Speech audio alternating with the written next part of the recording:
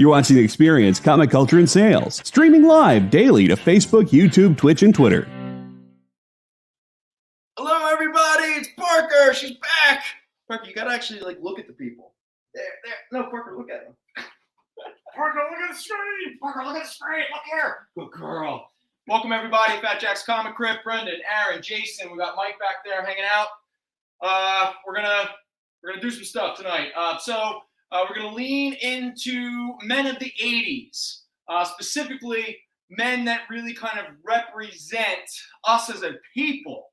And I'm talking about the cocky entitlement of Hal Jordan, or the good guy with a gun Punisher, and also the great capitalist and tech bro of all time, none other than Tony Stark.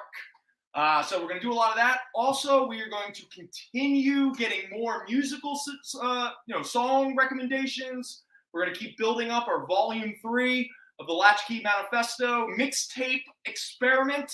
I don't know how we're going to do the links or what have you, but you can find Volume 1 and Volume 2 on the Roland Vale, that is one word, on Spotify. We'll try to do a link or, I don't know. We haven't really figured this out yet. If you haven't noticed or not, I'm not a bit of a tech bro. I'm kind of a Luddite to certain degrees. Yeah.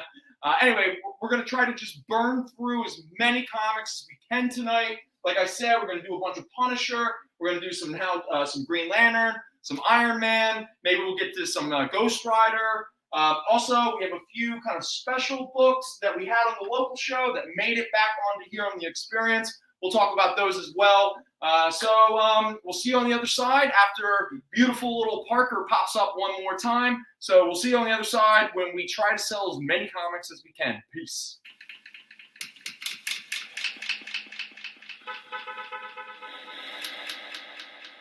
Hello.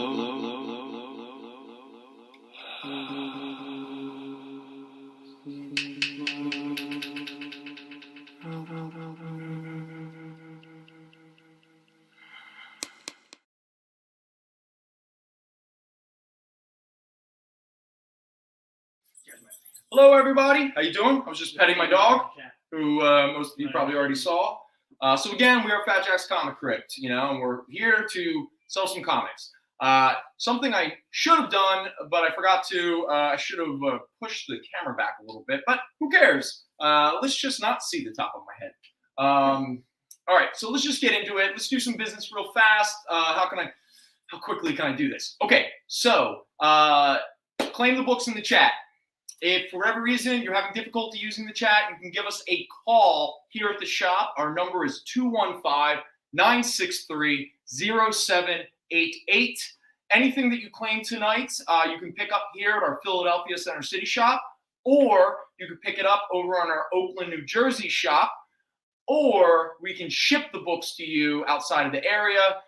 If you've shopped with us before, we probably have your contact information, shipping information. But if you have never shopped with us before and we do not have that information, we're going to need to get it from you. And the best way to do that is to email us at fjccshow@gmail.com. Al will send out the invoices, get all the shipping and all that kind of stuff. We start the shipping at $9, and then every item after that, we kind of try to keep the shipping costs as low as possible.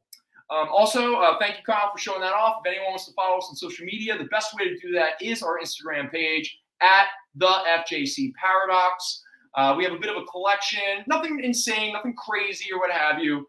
But tonight and next week is pretty much what we're going to focus on. Outside of maybe some nice keys or something pops up, we'll kind of do it. And most of that collection is mid to late 80s and early to mid 90s. Also, for anyone who is akin to Jason, lots of newsstand editions. Now, if you don't believe in newsstands, it's okay. You can have a fight with Jason in the chat. Tell. So we'll do that.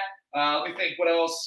We did the shipping. Oh, please, anything claimed tonight, it needs to be paid for and it needs to try to be shipped and out the door within the next 10 days. After that, I apologize, but we're going to have to put those books back into the rotation. we can't sit on stuff for too long. So I just wanted to reiterate that again, because that is a detail that I forgot to mention the past couple episodes. So with that said, let me think. Was anything else business related? I did shipping. I did how it works, the claim. I gave the phone number, the Instagram, the if you want email. to see something, Oh, say you claim it. Oh yeah. We had a little. Let me reiterate again. If you are interested in something and you want to ask a question about it, that's fine. But that is not an automatic claim. Okay. We really when you claim something, when you use the term "I claim that," then you are the priority. You get it. If you don't know if you want to claim it, but you want to know more about it, there is no harm in I claim it. Tell me more about it. And after I talk about it, maybe talk about the grade, the condition, whatever, and you change your mind in the moment, please, you can rescind your claim, and maybe it'll move to the next person, or it'll never get claimed at all. But let's try to avoid any confusion, because I feel bad for people who I think want to claim it, but they're not really sure quite yet. And then someone comes in and goes claim, and it becomes a whole thing. And again, it's easier on the experience because they have the timestamp kind of stuff. So that helps. But let's try to avoid too much of the confusion that we had on the local show. And I apologize to anyone who felt a little put out. It is what it is. Okay. People are doing song suggestions. Yeah. So I want to reiterate again. Please give us song suggestions. One song per night. That's tonight. And also, the only time that a song will not make it on the mix is either A, I can't find it, or it's been chosen already. So let's continue with our little songs. It's good times. And in fact, Aaron, I guess I'll give mine now. Let me know when you're ready to write it down. So what we're going to first do, cool. Oh, so, wait, what is Andrew Dice Clay? Andrew Dice, you don't know who Andrew Dice Clay is? Okay, hey, You know what? I never liked him. Okay. My question is that when you were talking about quintessential men of the 80s, yeah, Andrew Dice Clay as Ford Fairlane. Yes, he's a quintessential. Wait, what did you say? And again, song recommendation? Andrew Dice Clay. The link popped up. Yeah, no, see, look, 28 by Scrizzly Adams. You see it? Should be in the chat. Yeah. I'm literally pointing it out. 28 by Scrizzly Adams. Yeah. What about it? Is mine broken? I don't know. You can't see it? Refresh your page, Aaron. That happens once in a while. Okay. Yeah. But it looks like, just refresh it. I didn't know if it would lock me out or not. No. Don't worry. Okay, cool. All right, you got it? Yeah. All right, cool. And then, Jason, you already give your song? Mike, you give your song? No, I'm not. All right. Still racking my head. All right, think about it. You have until the end of the show. Gary, awesome, man. In honor of the cool Slick Rick photo I just got, I'm going with Slick Rick's Mona Lisa. Great song, Gary. So that's Slick Rick, Mona Lisa. Good song, buddy. Yeah. And everyone, thank you very much for participating. They've been a lot of fun, and I got to be honest. I know I've already said it, but I'll say it again. I've really enjoyed listening to the mixes. They're weird as hell, and it's cool. I'm looking forward to doing more. Oh, Parker is cleaning her butt right now. Good girl. You got to keep that butt clean. You know. If I could, I would show you, but you know, we're a family show. Or supposedly, I've been told many times. You got this. Okay, so Aaron, let me know when you got all the songs down. While you do that, I'm going to quickly review the books that we had on the local show.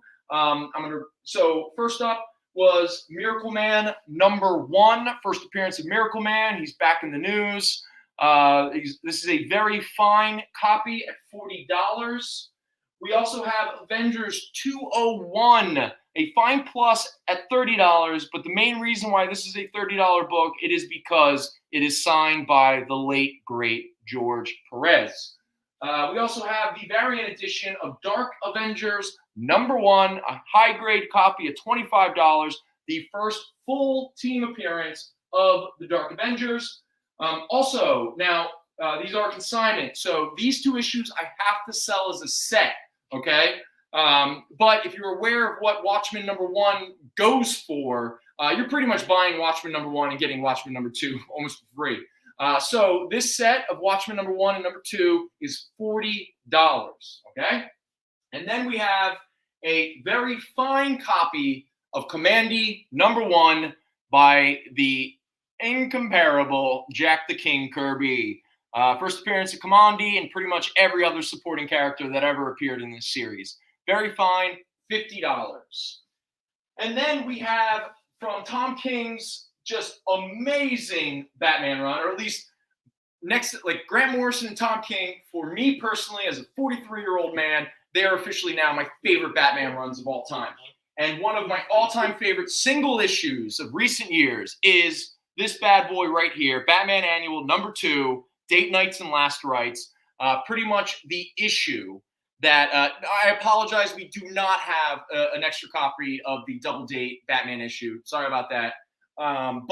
So Batman Annual number 2, where you find out all about Batman and Catwoman's relationship, growing older, having a child, and dealing with the death of a loved one. We also, she's back in the news, she's reportedly getting her own series.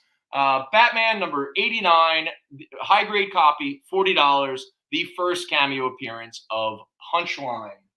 And then Batman number 77, high grade, $10, Death of Alfred Pennyworth. And Nightwing number 79, high grade, $12, the first cameo appearance of the brand new villain and heavy of the Nightwing book, Heartless. So high grade, $12. There we go. All right. So are we pretty caught up on like all the? Okay, so my song is Flogging Molly. Is it When I Leave This World Alive is the song title. If I ever leave this world alive. If I ever. Thank you. Sometimes when I don't have it in front of me, I just start to. If I I am ever also a leave. flogging Molly expert. Oh, good stuff, man. Good stuff. Also, Parker, you got to come over here and give me your song suggestion. She's by the door. Oh, she's by the door? Who let the dogs out? Oh, she's staring out. No, I'm pretty sure Parker is going to go with Dropkick Murphys, James Connolly. No, Irish tonight, huh? Hey. It's an Irish tonight. You said Dropkick what? Dropkick Murphys, James Connolly. James Connolly is the title of the song. Also, look up James Connolly. He's a hero. Yeah. Okay, so there we go. We'll wait to hear from Jason and Mike. I said Oh, you did? Okay, cool. We'll wait for Mike. Zane, if you're out there, we're always looking for something from you. And again, anybody who is confused, if you're like tuned in, you're like, what the hell are they talking about? Give us a song selection. We're making a stream of consciousness mix. All right, so if you have any questions about the books that I just talked about on this lower row, we are going to move into one of the quintessential heroes of the 80s, none other than white privilege Hal Jordan. Yeah. But yeah. it's all good. All right. So the first one we're going to do. So the Green Lantern book ran for most of the 60s, 70s, and then it started to enter the 80s, where it turned into the Green Lantern Corps. Now, the very first issue of Green Lantern Corps took over the numbering of Green Lantern Volume 2. That numbering is with issue number 201. Well, Green Lantern Corps 201 has become a sought-after book, and it's been going up in value because it is the first appearance of one of the more famous Green Lantern characters of the Corps. And I am talking about Kilowog. That is that big, pink, weird-looking alien who is holding up the Green Lantern sign. I don't know what he's doing. He's like, I don't know. He's you know, what is it? What's the whole roof thing? Raise the roof. He's raising the logo. Anyway. How old are you? He said, what's that whole thing with the raising the roof? Hey, man. The roof is on fire. We don't need no water. Let the, burn. Anyway, this is a mid-grade copy at $30 because Kilowog is becoming, not only is he already an important character in the Green Lantern mythos, but it is pretty much at this point confirmed that he will play a major role in the developing HBO Max Green Lantern series that they are desperately trying to get off the ground. So we are, rediscovering that cute little pink Cubert monster, Kilowog. Can't wait to see Ryan Reynolds kill this one. Yeah, so mid-grade, $30, first appearance of Kilowog.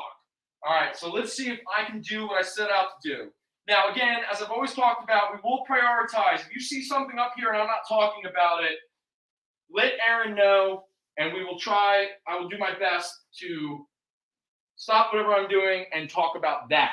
So until that happens, let's burn through these Green Lantern books. All right, so next up, Green Lantern Corps, issue number 2, technically 202, but you know how it is. This is a mid-grade copy at $250 plus the aforementioned Jason's favorite newsstand edition. And then we have issue number 203. This is a VG plus at $150. Issue number 204. This is another VG plus, $150. Oh, Guy Gardner's hanging out. Prisoner of the People. Yeah, Guy Gardner, you deserve to go to jail. 205, mid-grade, $2. He's a good person. Hey. Does he even garden? What a fraud. I know. Oh, look, Kilowog's back, and he's fighting the Black Hand on a newsstand edition cover. Oh! Issue 206, a VG plus, $2. Listen, I feel like I'm going to have the short end of the stick here. All right. Issue number 207, VG plus, $150. All right. Now we get into Kilowog perpetuating Russian propaganda. That's interesting. Anyway, VG plus, $150, issue number 208. 4 minutes till break. All right. I'll cook it. All right. Red Dawn. That's a fun little 80s movie. Issue 209, mid-grade, $2. Issue 210, that is a VG plus at $150. Making the world safe for democracy. Well, that's not happening big lately. American flag just giving us all the democracy. I know, right? Man, Guy Gardner, come back. We need help. Shoot it all over your face. Issue 211, VG plus. It's another Pink Elephants cover and issue. What does it mean? Delirium. Have you ever had delirium? That's a really good beer. Yeah, with the pink elephants. Yeah. Is it good? The infamous story where where Dumbo is tripping on acid. Yeah. And the pink elephants. I remember the beer. VG plus, $150. It's heavy. Yeah, it's pretty heavy. Yeah. Oh, and now we have issue 212. 201. Give it. You want yeah, someone's getting 201. Nice, classy. All right, so here we go. Issue 212, VG plus, $150. But this is important to the Jon Stewart character. This is the issue where he marries Katma Tui. It's a minion or something. I don't know. What was the whole thing where some theaters stopped playing the Minions movie because people were showing up in suits? They're being dressed up in the big suits. Oh, so you couldn't see past them? So all right. Make them sit in the back. I understand, but at the same time, what are you doing, guys? Come on. Issue 213, VG plus, $1.50. Issue 214, mid-grade, $2. The theater isn't dead. That's what I'm getting at, too. It's not. Son of a people will maybe go to the movie. All right. I just ruined that side. Issue 215, VG plus, $1.50. Issue 216, VG plus, $1.50. 217, VG plus, $1.50. Oh, Sinestro showed up. There he is.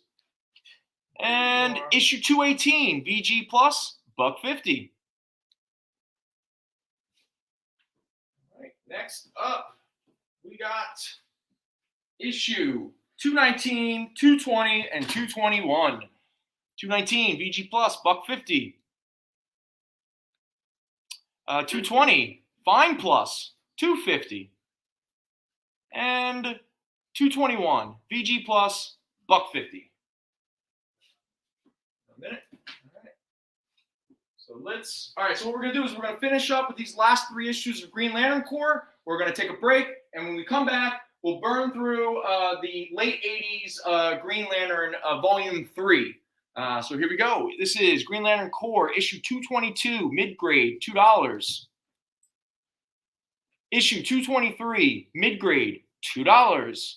And the last issue, the final chapter in the saga of the Green Lantern Corps, issue 224, fine minus, $2.50. Is that a Gil Kane cover? With a Gil Kane cover. Awesome. All right, so if you have any questions about our Green Lantern Corps books, let us know. We'll take care of you. I guess, Kyle, let's go to a break, and we'll see you on the other side. What? Who's going? Get the inside scoop on everything happening at the experience every week. Join our mailing list by scanning the QR code at the bottom of the screen and then watching your email inbox.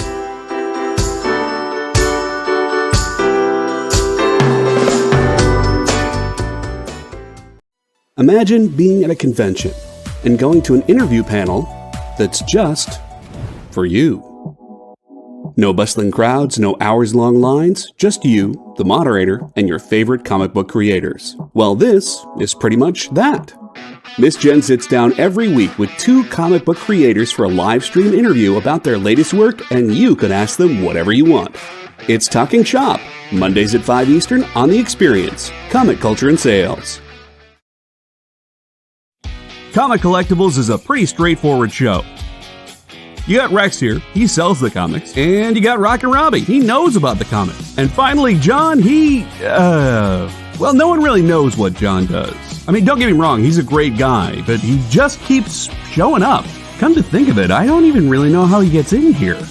Anyway, awesome comics, rare books, rarer signatures, slabbed books, and amazing cover sketches by Ken Hazer and others. Simple formula, you want the comics, you buy the comics. To sum up, Rex sells the comics, Robbie knows the comics, and John, who might possibly be a ghost. I mean, seriously, has anyone ever seen him show up or leave? Comic Collectibles with Rex and John, Mondays from 6 to 8 Eastern on The Experience, Comic Culture and Sales. Did you know that every Experience show, including some exclusive content, streams on Twitch? Check it out, twitch.tv/the_EXP. Or just scan that QR code.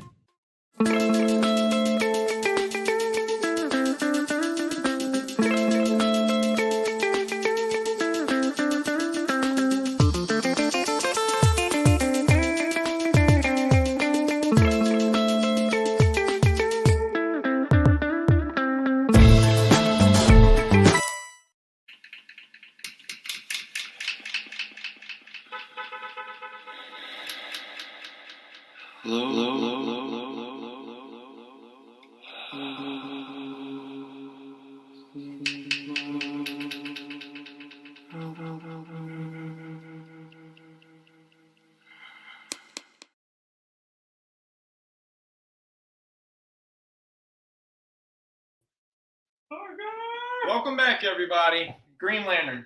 Here we go. So, now, in 1990, they started a new Green Lantern series called Green Lantern. Would have never guessed that. Yeah, I know. I don't even know what the hell I'm doing. So, here we go. So, Green Lantern #1 from June 1990. Written by a gentleman we're not allowed to talk about anymore, but illustrated by Pat Broderick. So that's good. We've had this conversation about this guy a lot. I don't know. Can I see the book? You're not going to recognize it. I sure don't. Let's just say no, because then there's no chance in hell I can save these. I can sell these. Yeah. There's a reason why some of these books don't get reprinted anymore. How much are they? You know, they're like a few bucks. You know. I don't know what it is. I'll buy them. Here we go. Green Lantern #1, written by somebody, illustrated by Pat Broderick. This is a VG Plus copy at $3.50. Issue #2, VG Plus, $2. Issue #3, Guy Gardner finally gets punched. Hey, Jason, newsstand. Oh my god. What is that?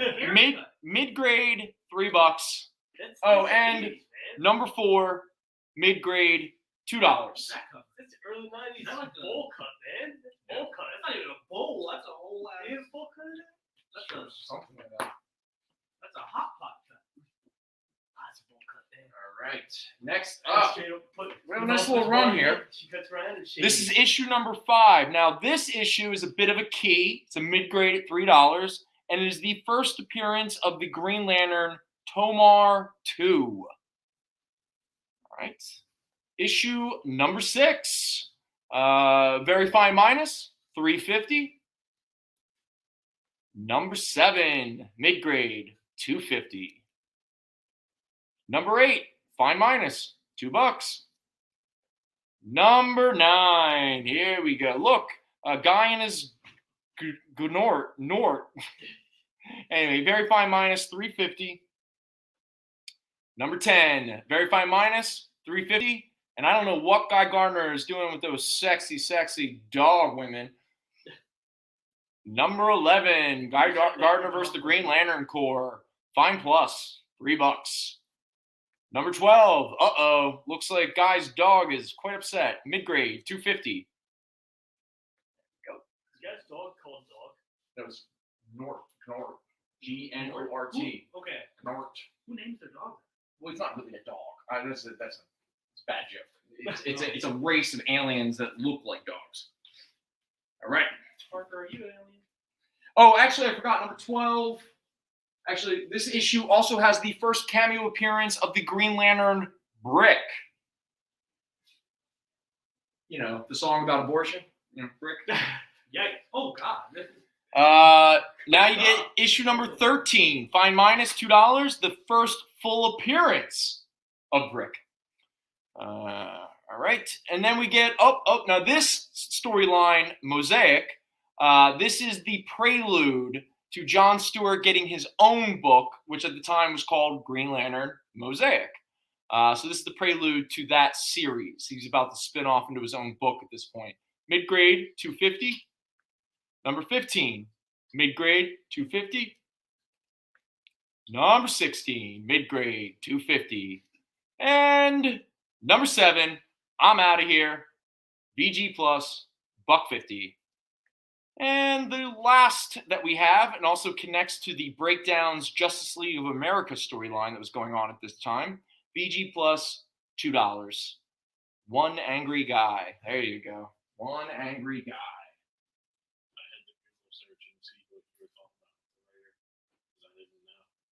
You didn't know that? No. Okay, this is like I knew about the guy who wrote Shadow Pact and how he got busted. Right, yeah. But that wasn't the only thing he got busted for. He also got busted for stolen valor. Yeah, that's true, yeah. But yeah, the guy who shall not be named, it was pretty heinous. Yeah. So I was wondering why he disappeared. Yeah, and you notice all the books that he worked on, they never get reprinted. Like I don't know if I've seen a book that this guy worked on that's been reprinted. And what makes it even creepier, he's one of the co-creators of Prime, and one of the first issues of Prime is an adult man trying to sexually assault a child. Kind of sounds like somebody was working through some things. You know? There was a comic book writer who was he at least a good writer? No. Okay, then we're fine. Like mediocre. Like he's the kind of writer who got a ton of work in DC in the 80s and 90s, but would later be taken down for child pornography. So that's that. And we've never heard from him since. Can only imagine him trying to defend him. It was for research. Okay. Oh yeah. The Pete Townsend defense. My cat walked over my keyboard. Okay, so those are our Green Lanterns. If anyone has any questions, let us know. Let's move on to one of the great heroes of American society. The kind of hero, especially for certain positions of authority, certain institutions, it is the hero that is considered to be a role model. Somebody who, when you look and you see that white skull come out from the mist, you think to yourself, there's my guy. Crossbones? That's my guy. In fact, pigs everywhere love them. I'm going to live my life in accordance with Frank Castle. Crossbones. Punisher. Yeah, the Green Lantern 188. 188, Green Lantern 188? Yeah. No, not 188. Sorry, Gary. Maybe next time. Now, well, Gary, what's 188? Is there something unique about that one? Mogo doesn't socialize issue. Oh, that's pretty cool. No, sorry, Bo, we don't have that. We just got the Green Lantern Corps 201 to like 220 something, and then the first 18 issues of Green Lantern Volume 3. All right, but yes, so what I'm talking about is I am obviously talking about the Punisher. You know, the role model to all law enforcement in America, the good guy with a gun, the guy that everyone's just like, you know what, life would be just so much easier if we could just all shoot each other. Obviously, I'm being satirical. Please don't deplatform us, all right? The Punisher is a tragic figure, okay? All joking aside, he's a tragic figure. Obviously, he was born out of somebody, Jerry Conway really liking Death Wish. But he's, let's call him a problematic character in certain regards, especially when he's been deified and glorified as an actual hero.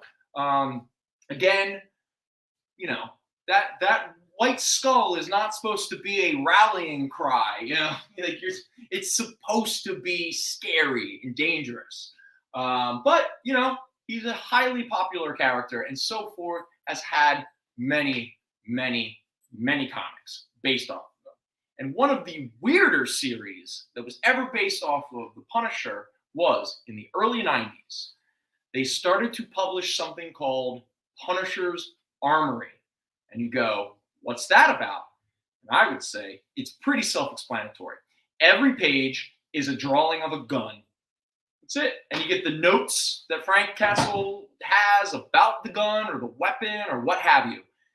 This series was so popular at one point, it actually got to 10 issues. And again, there's no story.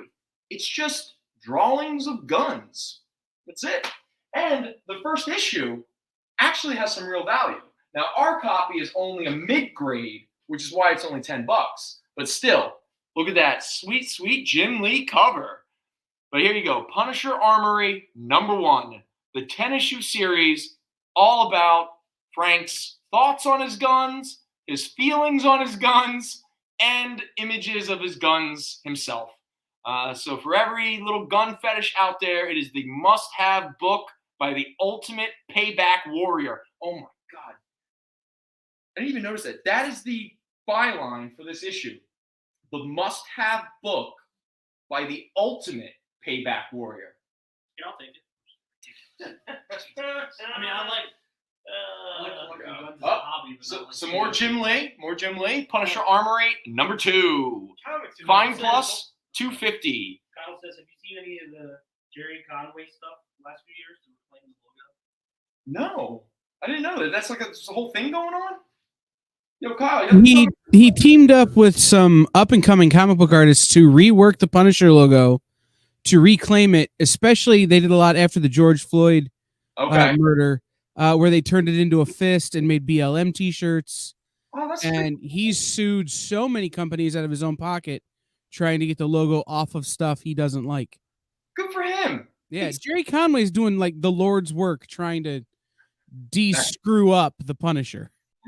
Because again, I'm not gonna Punisher himself was never the problem. It was the people that supported it and took it the wrong way. No, it's The one same of those- thing There with were some Garth Ennis books where the Punisher was kind of the problem. Like, let's be real. They're great for the Punisher fans, but they're problematic. Well, Punisher Max, I would say, is the best Punisher story because he is a tragic figure. Yes, are there moments? Hey, man, I love when the bullies get taken down by someone who's even a bigger bully. But at the same time,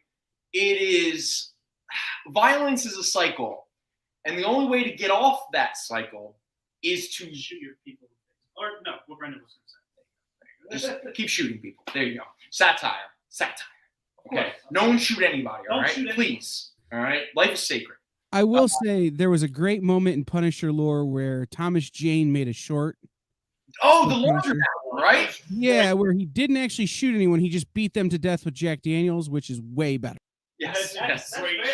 It should have been the next movie. It really should have. Well, isn't that the same thing when there's like a shooting in this country and then people are like, hey man, knives aren't illegal. And you sit there and go, the difference between trying to kill a crowd with a knife and killing a crowd with a high-powered, high-capacity magazine automatic weapon is not the same thing. It is a false equivalency, which, does anyone know what the false equivalency falls into? Fallacy. Logical fallacy. If you perpetuate logical fallacies, you are not a smart human being. In fact, you're the problem. Anyway, Punisher Armory number 2, 32 explosive pages of bone-blasting weaponry narrated by the quintessential killing machine. And this is the hero. This is the role model that certain people in certain institutions are, that's my guy. Just say Proud Boys. Just say Proud Boys. Joe Jusko cover for issue number 3, the must-have book by the Ultimate Payback Warrior. They keep calling him the Ultimate Payback Warrior. It's so goofy. Very fine, $3. Let's burn through this. Number 4, there we go. Who's the artist for this one? Is this, I don't recognize them. Anyway, VG Plus, $1.50. Somebody felt the need to stamp their store logo on the cover. Really? Yeah, people do that sometimes. Awesome. Yeah, I don't get it, but whatever. Issue number 5, VF, $3. And the last of the Punisher Armory that we have, but again, I want to reiterate, this ran for 10 issues. This is issue number 6, VF, $3. And the other big selling point for this series was no ads. Yeah, Gary agrees with me. Who agrees with you? Gary Wordman. Gary agree with you? Yeah, about what I said about how a lot of the times it's not even the Punisher himself that's the problem. It's the weirdos that deify him. And it's like, isn't that kind of the point we've been making the whole time? That's kind of the issue. well, no, because everyone was saying the Punisher is problematic. I don't think so. I think it's a perfectly fine story. You just have to have the brain to Well, understand. okay, let's say something that is not that much of a hot take. The Punisher was always the best as a antagonist supporting character. Really? Absolutely. I agree with that. Yeah. Dude, anytime the Punisher shows up in a Daredevil book, awesome. It's badass. Anytime Punisher showed up in a Spider-Man book, awesome. Because suddenly you have a character that doesn't have those morals, and it's like, Well, whoa. because again, he's a vigilante who murders people, and yet you have these other vigilantes that are like, no, you have to have more morals and ethics. And he's like, what do you mean morals and ethics? You're the idiots who just keep throwing him in jail. I'd love to see him meet Batman. This standalone should have been only him being a broken person, because he's a broken person. Which is why Garth Yes. Ennis's Punisher Yes. Max and Jason Aaron's Yes. Punisher Max 2 is the best. Yes. Now we are going to move into Punisher in the 90s. And guess what the Punisher and Frank Castle decided was the cool thing to do in the 90s? Have a mullet and then have a ponytail. Yeah. All right. So here we go. Punisher from the 90s. And again, you know it's the 90s because gimmick cover, and it's called the Electrifying First Issue. So this is part of the Marvel Edge line. So there was a period, and I've said this before, Marvel decided instead of creating their own Vertigo imprint, they were just like, what characters are dark and gritty? The Punisher, Hulk, Doctor Strange, or some of the others, and they're like, now they're going to be called Marvel Edge because it's so edgy. No, Well, you said the word. what? You said Edgy? what? Edgy. Edgy's allowed. It's so edgy. So edgy. So edgy. It's the edgelords is the one you can't. It's so edgy. It's so edgy. All right, so here we go. Let's burn through these. I'm pretty sure we have the entire run, I think it only lasted for about, like, somewhere in the teens. So let's just burn through these, folks. Punisher number 1, very fine, $4. Punisher number 2, he joins the mob? Question mark, exclamation point, huh? Number 2, very fine, $3. Look, ponytail. Number 3, very fine minus, $2.50. Daredevil shows up, and now Jigsaw is pretending to be the Punisher because Jigsaw was like, yo, dude, your ponytail looks awful. So I'm going to show you how to be the better Punisher. Pretty sure you're gonna rock that thing. I know, dude, he literally has this huge ponytail. I just do not understand. And just so we're clear, the ponytail, the way it's drawn, it's like 2 feet long. Like, and he never takes the ponytail out. So you never see, like, Punisher with this beautiful flowing, like, halfway down his back hair. The last thing you'll see before you die is my. And by the way, the Punisher would never have a ponytail. In fact, the fact that the Punisher doesn't have a crew cut at all times doesn't make any sense. Like a military type style cut. Well, yeah, because the whole point, he can't have people grabbing his ponytail while he's fighting them. Everything about it's wrong. It's all wrong. But this is the 90s, so, life was, Life's getting weird. Yeah, life was weird. Again, never forget, TRL was a thing, and it was like a big thing. Anyway, Daredevil shows up. Cool. Punisher number 4, very fine, $3. Wait, TRL? TRL. Yeah. Total Request Live. Oh, The 90s, man. The 90s were terrible. The music. Oh, okay. Yeah. So much about the 90s were awful. So is it Again, Gary, you don't have to chime in because we've already had this conversation. But I used to I would go to parties, and the best way to get people to freak out is I would proclaim that the 80s and the aughts was the best decade to come of age, to be a teenager. The 90s was the worst decade to be a teenager. And I would watch as people would fall over themselves to prove me wrong. Right? Wrong? It just doesn't make any sense. Anyway, number 5, very fine, $3. Number 6, very high grade, $4. And don't worry, one man with a gun versus Firefox, a living arsenal. Guess who wins? I'm guessing it's the good guy with the gun because that's what I'm told all the time. Next up, number 7, Ponytail, very fine, $3. Number 8, very fine, minus $2.50. Oh, now we're back to that. All right, let's see. How much time do we have before the break? 2 minutes. Okay, I can finish off this run of Punisher real quick. All right, so number 9, by Family Betrayed. By the way, how can you be betrayed by your family when you don't have one? They were all murdered. Oh, wait, what the hell? Mid-grade, $2. Number 10, mid-grade, $2. Read and find out. Number 11, I love it. The Onslaught event even crossed over into a Punisher book, the 90s. Very fine, $3. Now, an X-Men villain called the Executioner is now in a Punisher book. Is it spelled with an X? Yeah, you better believe it is. Yeah. With a hyphen, yeah. 90s. Mid-grade, $2. Number 13, very fine, $3. Number 14, very fine, minus $2.50. Number 15, very fine, minus $2.50. Number 16, VG plus, $1.50. Number 17, mid-grade, $2, and you get Spider-Man and Daredevil. And the final issue, Punisher No More. He cut off his ponytail. Good for him. VG plus, $1.50. There we go. Bless you. Thank you. All right, so that is the entire run of Punisher Volume 2. All right, there we go. Now, how close are we to the break? Should we just do the break now before I move on? What do we have for time? 41. It's 44. You got like 2 minutes. 2 minutes? Yeah. Okay, so what we're going to do real fast is during the Marvel Edge event in the 90s, soon after Volume 2 Punisher was canceled, Marvel Edge decided that they were going to have an event that brought all of their books together. And that event was the Punisher killing Nick Fury and then later being killed himself. Awesome.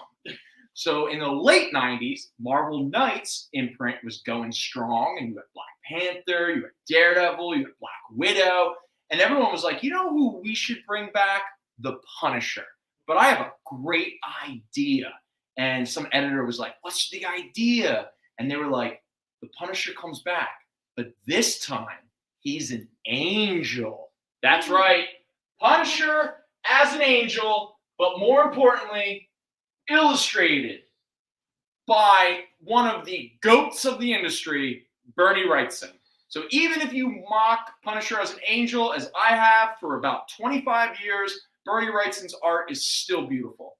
So here we are, the 4-issue miniseries where Punisher came back as an angel. This is number 1, very fine, $3. Number 2, very fine, $3.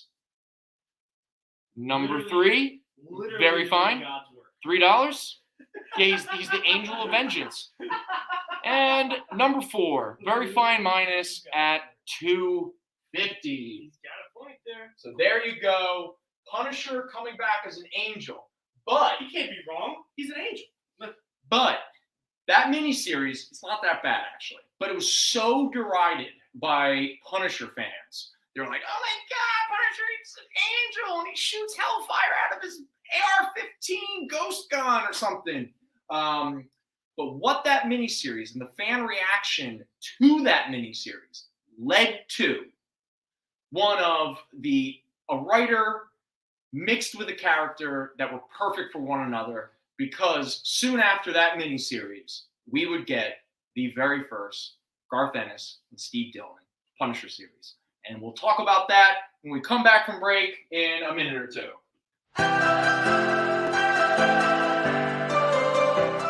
This is The Experience.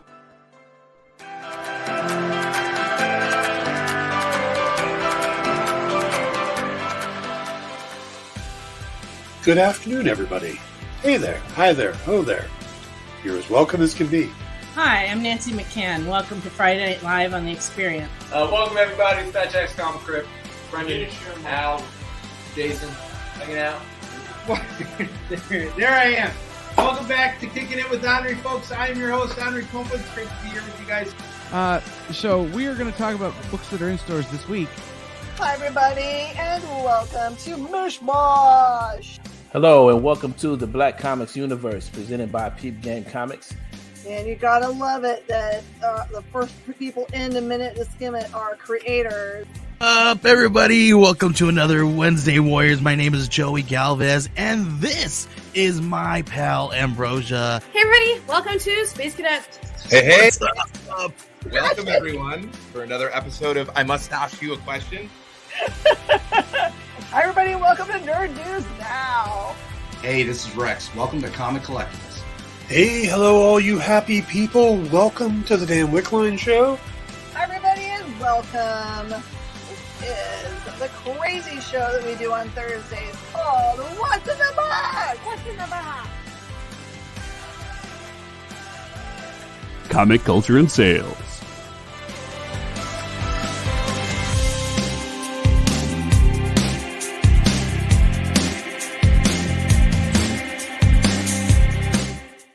There's a super new way to support your friends over at The Experience.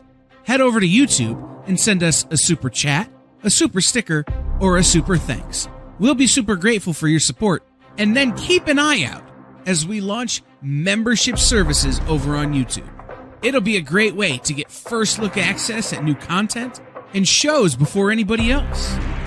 Keep your eyes peeled and make sure you're following us on YouTube.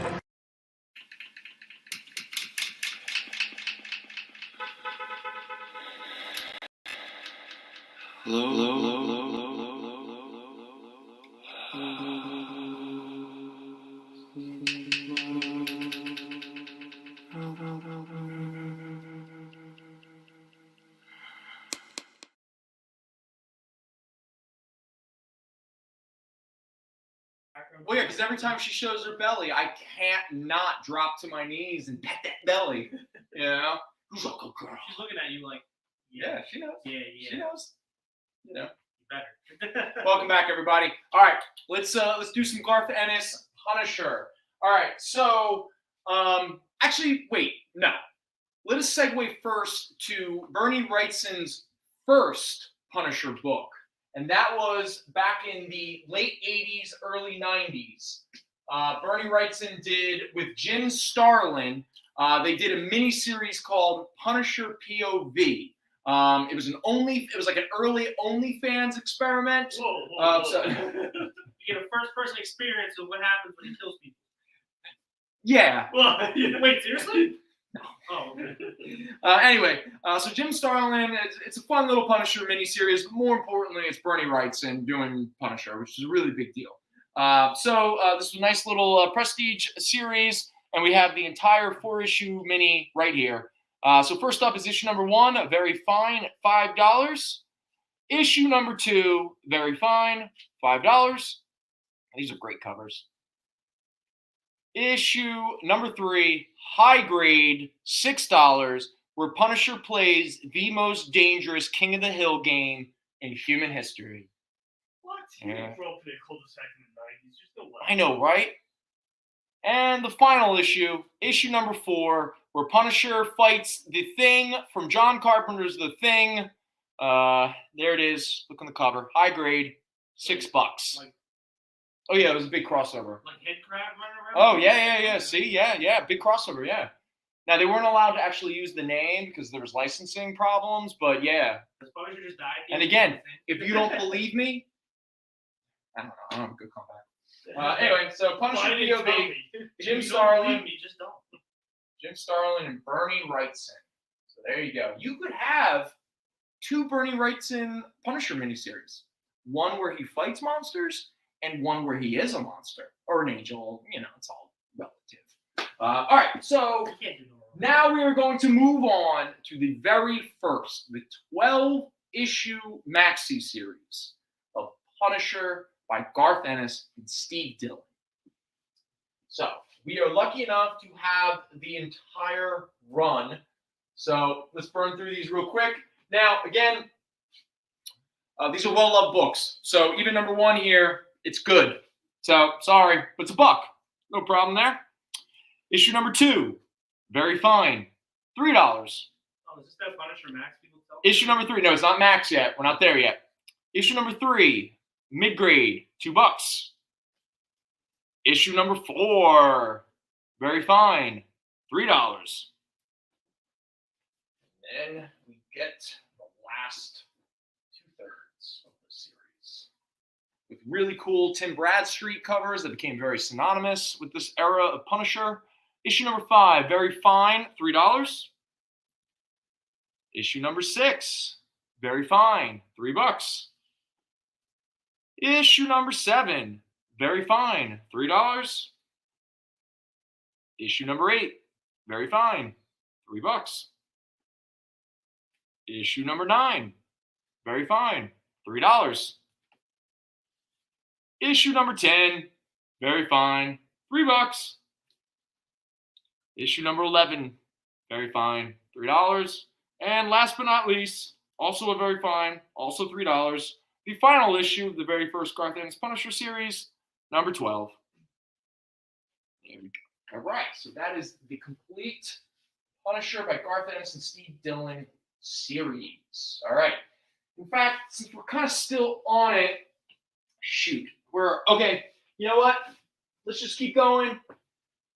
So before we move on to the next era of Garth Ennis's Punisher series, let's do a couple one-shots and a cool mini-series. So first up, Punisher was so popular, especially with children, that they came out with these summer special issue one-shots. You know, all the kids were out of school, and I don't know about you, but when I was 10 years old, hanging out by the pool, I was like, you know what I want to read? I want to read about Punisher killing a bunch of crack addicts and crack dealers without ever acknowledging that the CIA funneled crack cocaine into all of our cities to fund illegal wars and to slowly destroy our minority communities and allow for larger, more militarized police forces. Look it up, it all happened. Also, MK Ultra and COINTELPRO all happened as well. Most conspiracy theories are baloney, but some are real, especially if the company did it. Trust me. Anyway. Well, there goes the street. Yeah. Oh, we got deplatformed. No, Shoot. I was keeping track in my head. I was like, There we go. this is good. And then Yeah, boom. Punisher Summer Special number 1, Crazy from the Heat, 48 pages and no ads, high grade, $4. Number 2, very fine, $3. Number 3, high grade, $4. And number 4, and a little John Romita Jr., fine plus, $2.50. Next up, Daniel Way came along in the mid-aughts, 2005, 2006, somewhere around there, and with the help of Steve Dillon, did a very fun 5-issue miniseries of Punisher versus Bullseye. 2 psychopaths. So here we go. Number 1, very fine, $3.50. Number 2, very fine, $3.50. Number 3, very fine, $3.50. Number 4, very fine, $3.50. something that will cheer you up. Wait, let me just do this one last one, and then you can tell me. And number 5, very fine, $3.50. All right, what's going to shoot me up? Zane in the chat. Zane is in the chat. Zane, always a pleasure to see you, buddy. Get that sampled. Yeah, sure. Send it up, man. Yeah, go ahead. Zane, we need your song suggestion, buddy. Give it to us. We're piling them up, compiling them. Okay, now what we're going to do, because we're just killing out this Punisher crap, where's my other Marvel dice? Now we're going to talk about the Punisher, where you realize how much Garth Ennis hates superheroes. Would have never guessed that one. Yeah, I know. All right, so soon after the runaway success of the very first Marvel Knights Garth Ennis and Steve Dillon series, Marvel went, please, Mr. Ennis, do more. And Garth went, you're paying me very well, so sure. And that's what leads us to the Punisher Marvel Knights Volume 2. All right, now I'm pretty sure we have an entire run here, so we're going to blow through these. If you have any questions, let me know. Now, Garth Ennis and Steve Dillon did the first story arc, and then for a little bit, they did a couple arcs by Tom Peyer, Ron Zimmerman, stuff like that. They did not do well. So Marvel was like, please, Garth, come back, do more Punisher. And Garth Ennis is like, I hate superheroes. I want to do realistic Punisher. And Marvel's like, no, here's more money. And Garth's like, fine, I'll take your money. Watch what I create. And we get in the back end of this volume, we'll get to in a little bit, when the Punisher book literally becomes a Looney Tunes cartoon.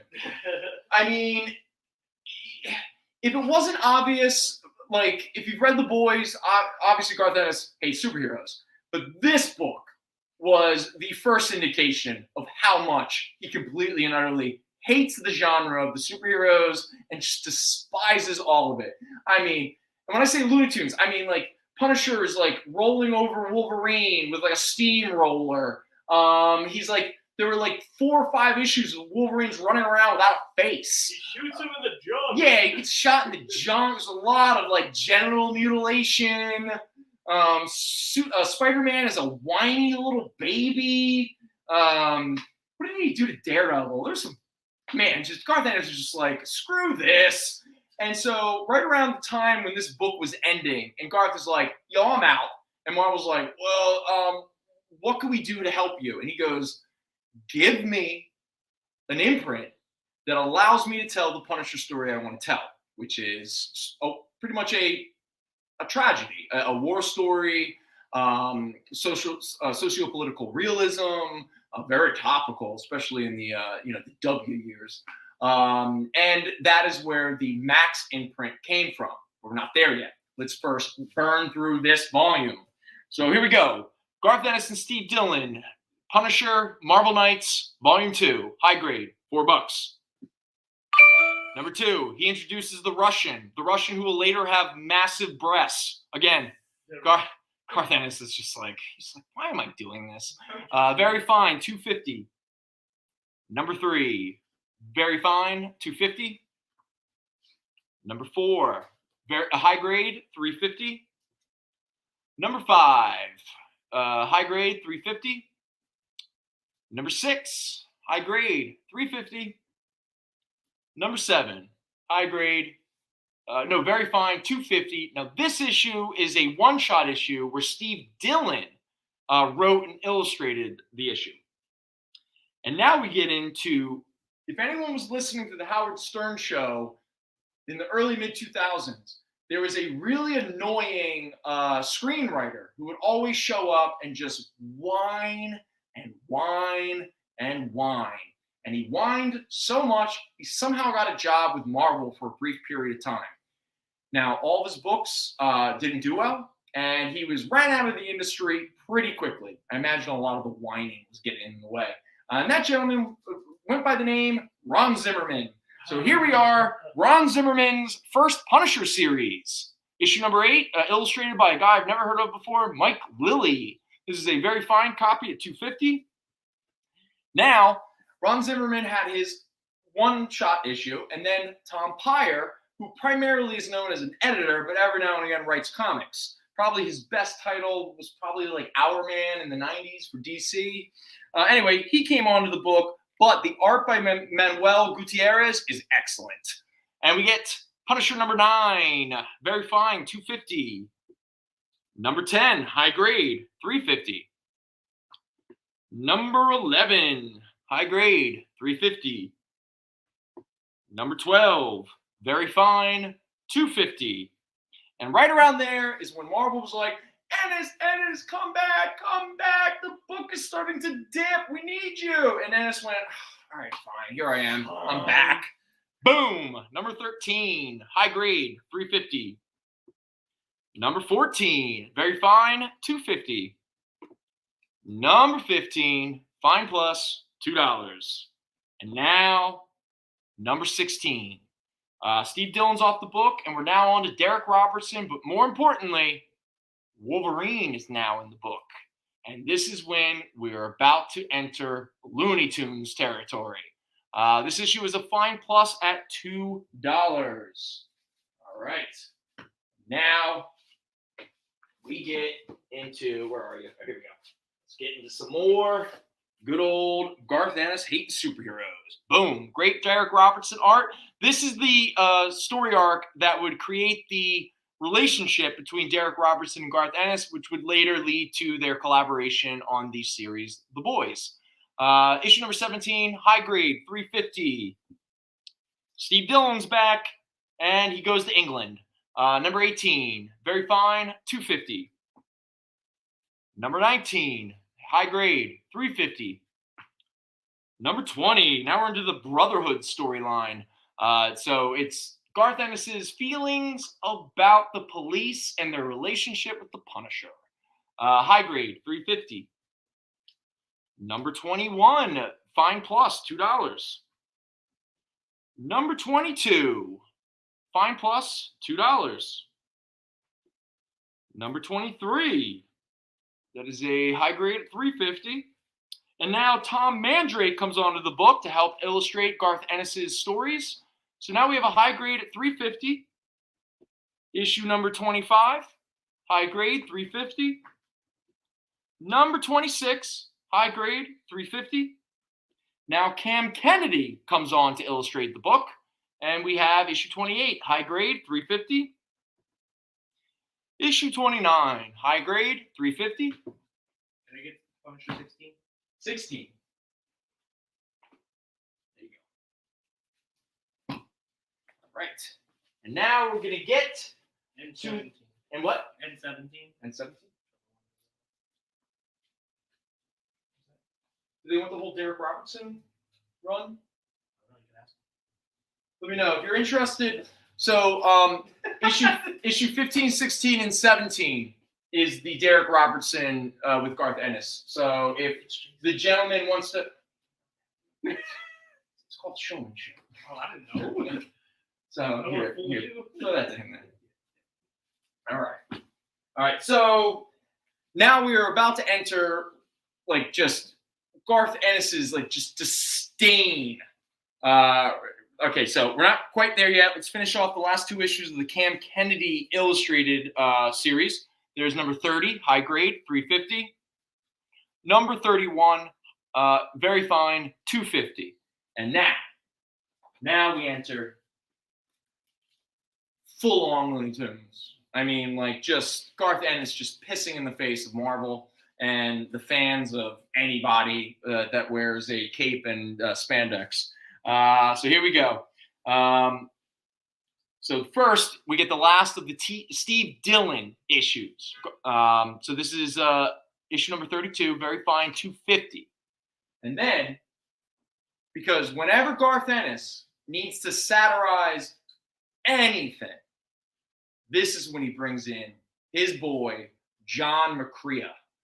And we get the last arc, the last 4 issues of Garth Ennis's Marvel Knights Punisher.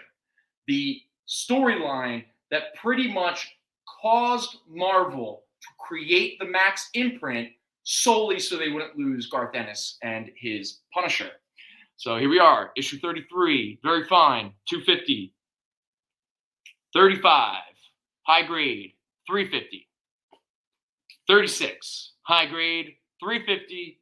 And the final issue, issue 37, high grade, 350.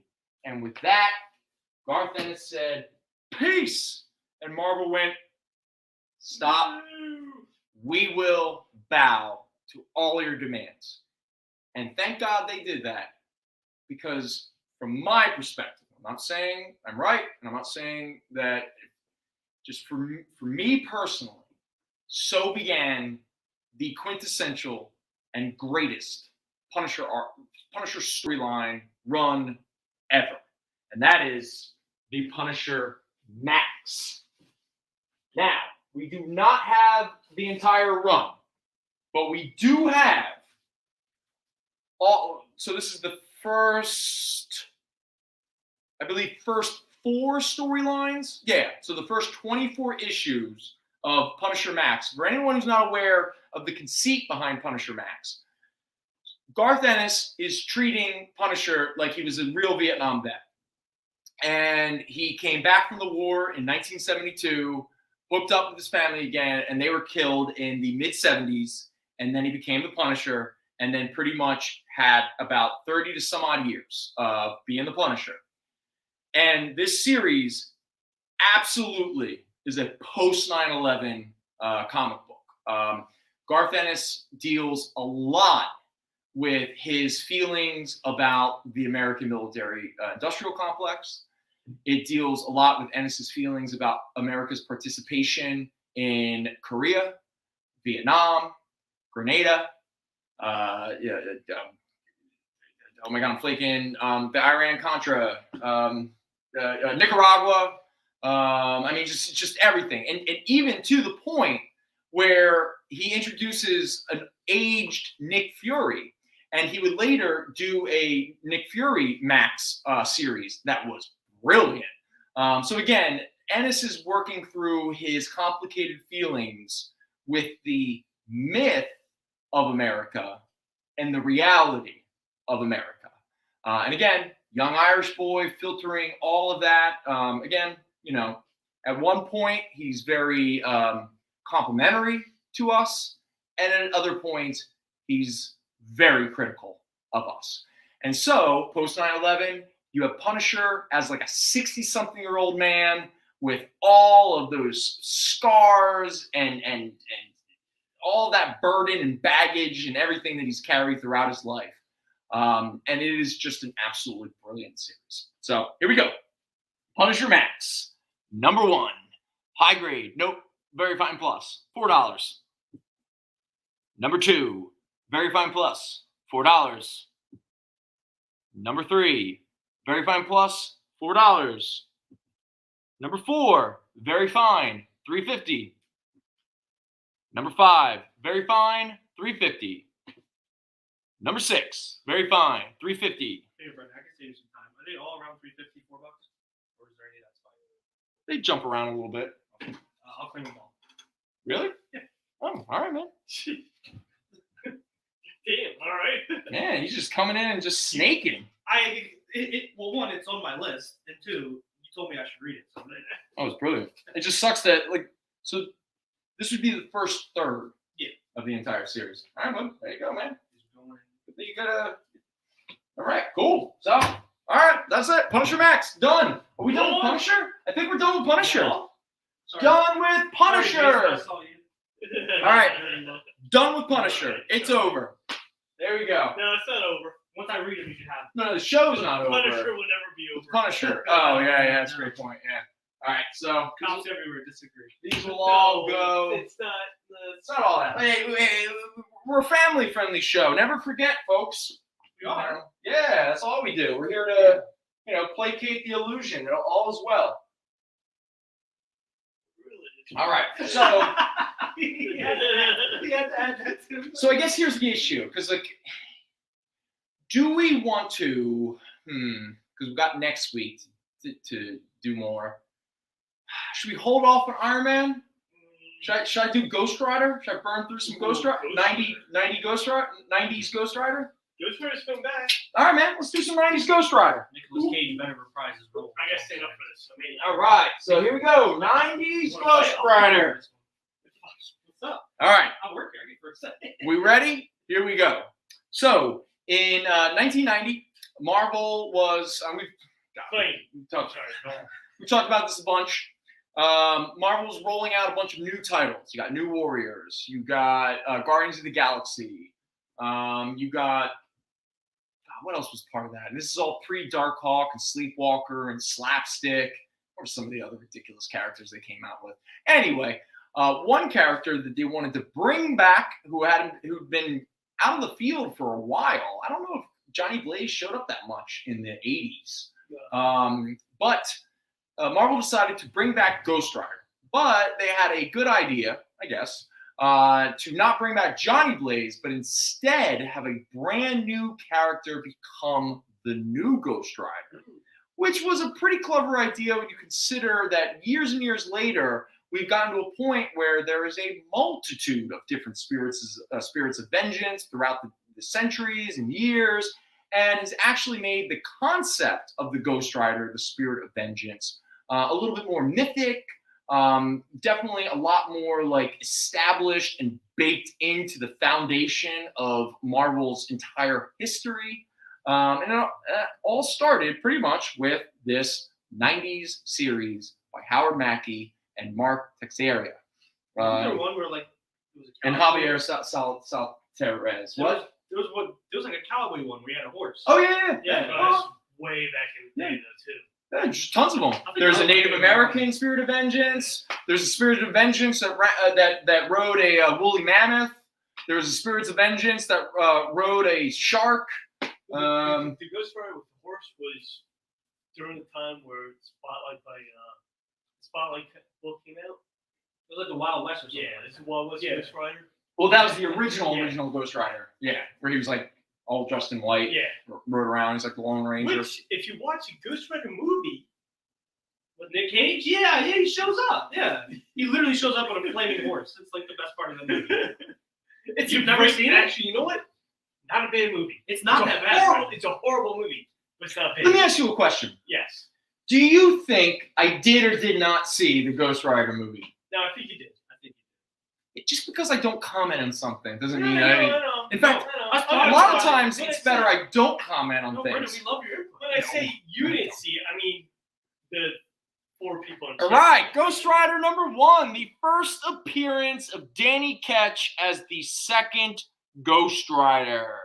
This is a pretty big book. Now, regrettably, our copy is only a fine minus, which is why it's only $13. Lucky 13. There we go. Ghost Rider #1. All right. And then we get... Wait, hold on. I got notes on Ghost Rider. Let me just make sure I know what the hell I'm talking about.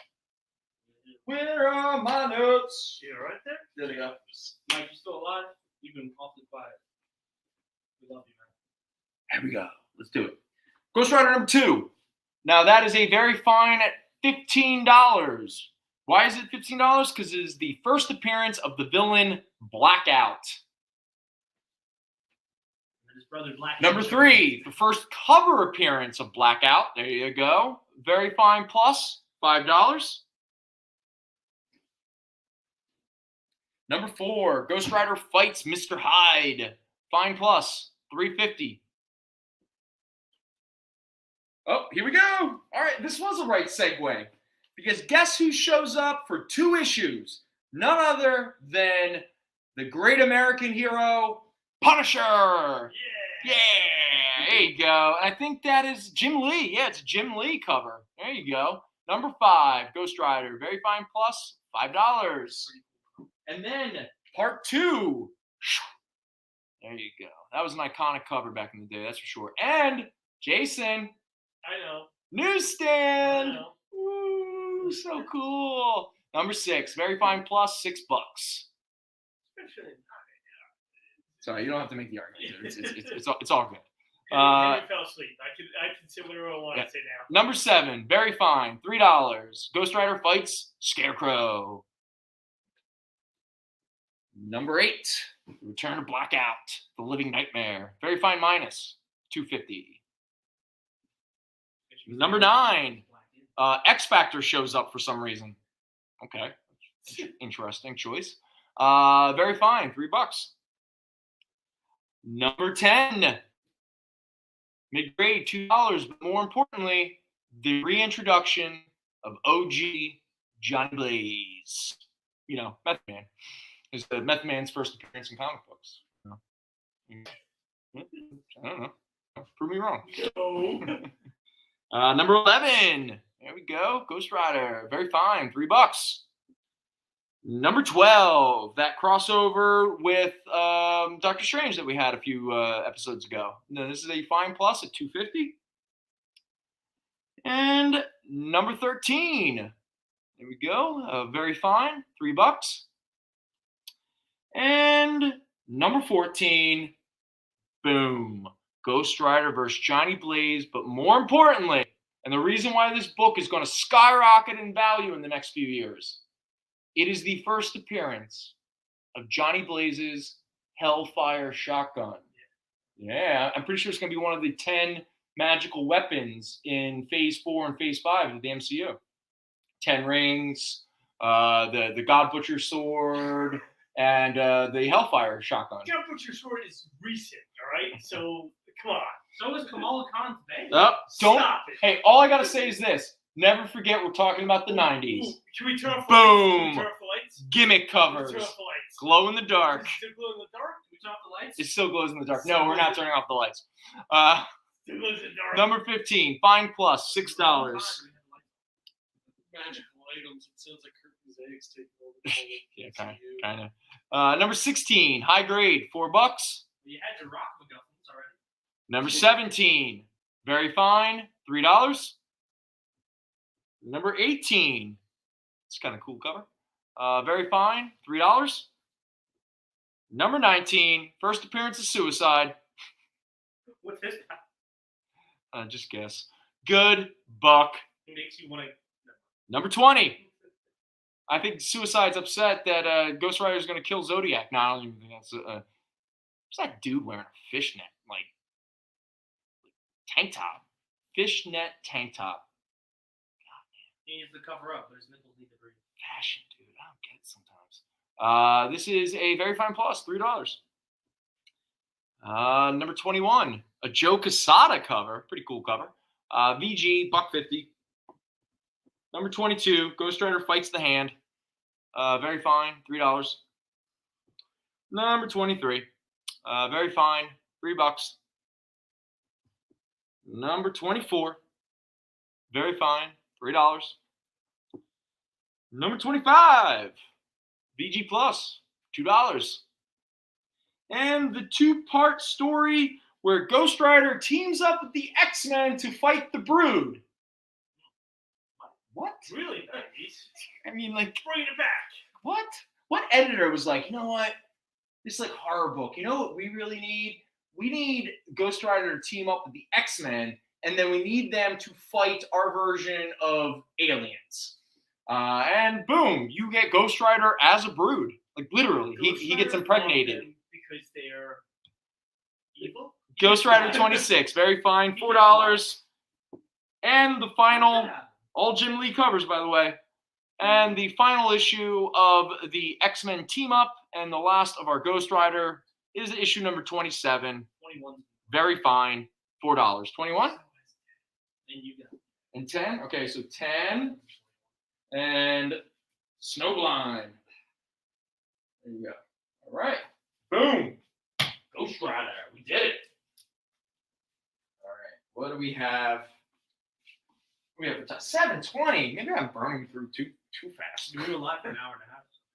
Yeah, I know. All right. Give me a second here. I'm going to take a break. Not a real break. I'm just going to take a breather because I actually burned through a lot more than I expected. I mean, well, I'll tell you what. I mean, barely anything sold, but, still, hey, we got it out there. You know what? Now all this stuff can be mixed into our stock. We're still working through some more of the collection. We still have 10 minutes before break, so we can talk about No, we're gonna sell comics. Comic Selling books. That's what I comics. was gonna say. Selling comics. Sell them books. Yeah. No Sell them one tunes in to hear us talk. What if They Parker tune sold in. some books? Yeah, Parker, you want to sell some comics? Parker, what do you think? Yeah, Parker, what do you think? For what? Parker, do you even care? All right. That's a no. That handshake was a no. All right. Come here, baby girl. She Oh, hunched my and shook sweet, a sweet no. puppy bear. Oh, you're such a good girl. 21. All right, so now we're going to move on to a series that used to be super hot and has cooled down. But don't worry, because I'm going to make it hot again. I'm going to make it so hot, you got to drop it. Drop it like it's what? Hot. Oh. Yeah. Okay. So, not that long ago, a little series that could was released on a very kind of low-key, very underrated, under the radar. Not many people know about this streaming service. It's one of the real secret ones. Like, you got to be like really cool it's in the know? Oh, you got to be in the know. It's sort of like going to the bar that doesn't have a sign. Oh. Or a name. Or a door. It's a speakeasy for movies? Pretty much, yes. Oh. Now, I know most of you have probably never heard of this streaming service, and I'm pretty sure you've never heard of the company that created this streaming service. And I'm talking about the obscure streaming channel called Disney Plus. Oh, that's a company that had a mouse. No, you're wrong. Oh. No. Small indie company. I think it was a rat. Are you sure it's not? I'm pretty sure it was a rat. Was his name Willie? No. Oh. No. It might have been Jesus. Yeah. Oh, yeah. Oh, Parker's mad at the woman at the window. Hey, if anything else, having Parker here prevents people from thinking we're open. Yeah, that worked. Hey, Parker, you protecting us? Thanks, sweetie. He's like, they don't like comic books. She's You're like, not buying, just looking. she's like, hey, blonde lady, back off. I'm the only tall blonde here. Good girl. Okay, so the series that I'm obviously talking about is WandaVision. Oh, I was thinking Bruce Almighty. Bruce Almighty? Yeah. Jim Carrey is God? Yes, that is such a good movie, by the way. Yeah. Morgan Freeman's good in that.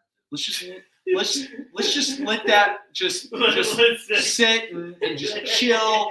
Let's just let that percolate a little bit. You don't like Bruce You Almighty? know, I find him hilarious. what's the sequel? I don't know, Almighty, which Steve horrible. That was the worst one. That is a money grab if I've ever seen a money grab. But the first one was really good. All right, so WandaVision was inspired by a lot of the John Byrne West Coast Avengers, but more importantly, it was heavily inspired by Steve Englehart's two Vision and Scarlet Witch miniseries. The first one was 4 issues. The second one was 12 issues. And more importantly, issue 12 of the second series is a big key, and we'll get to that in one moment. All right? Now, at the time, Vision and Scarlet Witch get married, and they decide to leave the Avengers, and they move to the suburbs to pretty much be newlyweds. So Steve Englehart was writing this at the time, and that is where we get the very first miniseries. Also, at the end of this miniseries is a big reveal that really recontextualized the origin of Scarlet Witch and Quicksilver. Now, most people who are familiar with these characters over the past couple decades might not remember that Quicksilver and Scarlet Witch's origin was a lot different than what people think of it now, in terms of specifically who their father was. It was in this first 4-issue miniseries that we will soon quickly find out that Scarlet Witch and Quicksilver are the children of Magneto. But first, we get issue number 1 of Vision and the Scarlet Witch.